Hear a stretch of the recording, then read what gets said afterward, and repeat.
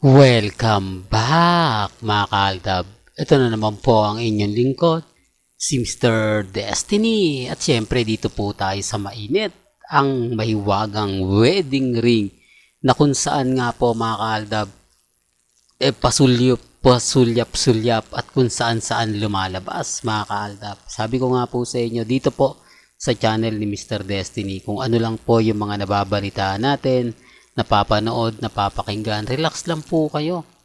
Maging kampante lang po kayo at maging matatag. Ako naman po, hindi naman po ako nagpapadaig, hindi naman po ako nagpapatalo. Lalo na po pag alam kong maganda at totoo ang pinaglalaban natin. Di po ba? Kaya nga po sinasabi ko to para po sa mga dumadaan at bumibisita sa channel natin na yung wedding ring talaga ni Alden, susulpot, lilitaw, magtatago, pero magpapakita muli. Yan po yung isa sa lagi ko pong sinasabi, lagi ko pong pinapahiwatig. Kaya nga po ako kampante lang. Masaya ako sa mga nababasa natin, masaya po ako sa mga napapanood natin. Bagamat marami nga pong issue, maraming mga bali-balita, maraming mga kuwento na talaga naman pong mapapaisip naman po kayo.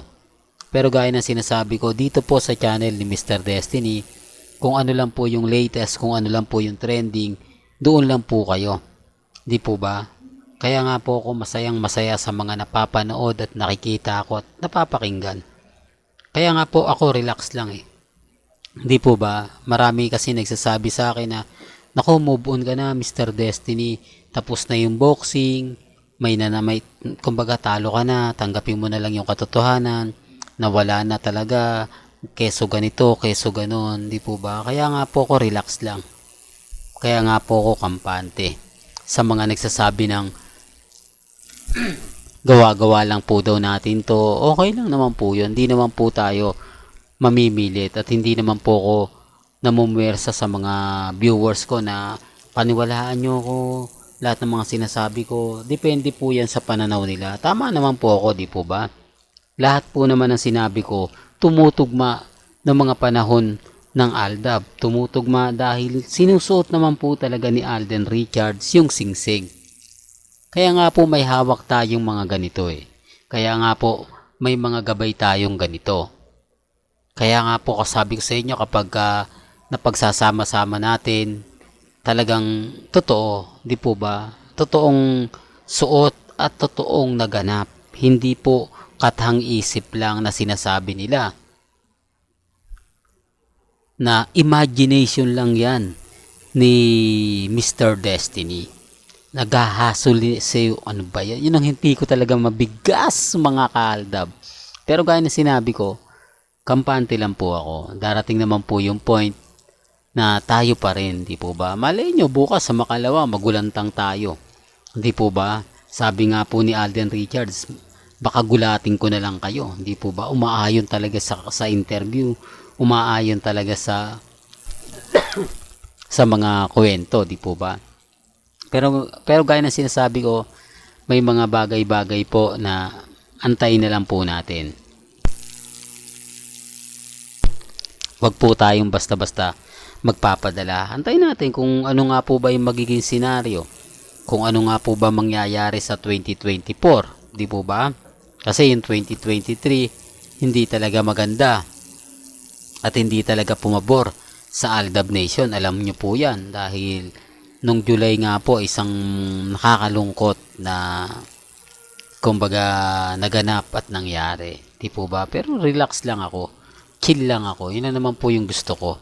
Na may mga bagay-bagay po na sabi ko nga dito sa channel ni Mr. Destiny, lahat po ng mga gusto nyo mapanood, mapakinggan. Lalo na po sa Aldab, lalo na po kay Mengay, lalo na po sa mga mami, sa mga tita, sa mga senyor. Relax lang tayo. Kampante lang tayo. Tapos sasabihin nila, hindi, fake news ka. Wala naman pong problema yun. Hindi naman po tayo namimilit. Hindi naman po tayo nagsasabi na ganito ganyan, etc. etc. Di po ba? Sila na po bahala. Remind ko lang po uli mga kalda ba, sa mga dumadaan, sa mga bumibisita, sa mga gigil na gigil sa akin. Relax lang po kayo. Malay nyo bukas sa Makalawag magkaroon ng gulantang, di po ba? May biglang umamin. O, yan ang hinihintay ko rin mga kaaldab. At yung nga po, yung pagpasok ng 2024. Dito lang po kasi tayo magkakaalaman. Dito kasi tayo alam nyo na, di po ba? Sabi ko nga, sa channel ni Mr. Destiny, basta't may nabalitaan tayo, alam nyo naman po na agad-agad ibabalita ko. Agad-agad sasabihin ko po sa inyo, lalo na po sa mga taong nagmamahal po kila Mengay at Tisoy. Di po ba? Kaya nga sabi natin mga kaaldab, kampante tayo.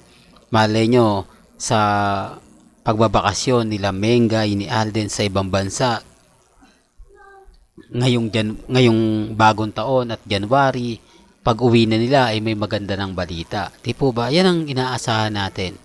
Yan yung gusto ko pong marinig. Di po ba? Yan ang gusto kong ibalita po sa inyo. Kaya nga sabi ko sa inyo mga kaaldab, maging kampante lang po kayo. Maging matatag. Relax lang. Di po ba? Hanggat na andito po si Mr. Destiny, patuloy po tayo magbibigay ng mga gandang update. Patuloy po tayong susuporta para po sa dalawa.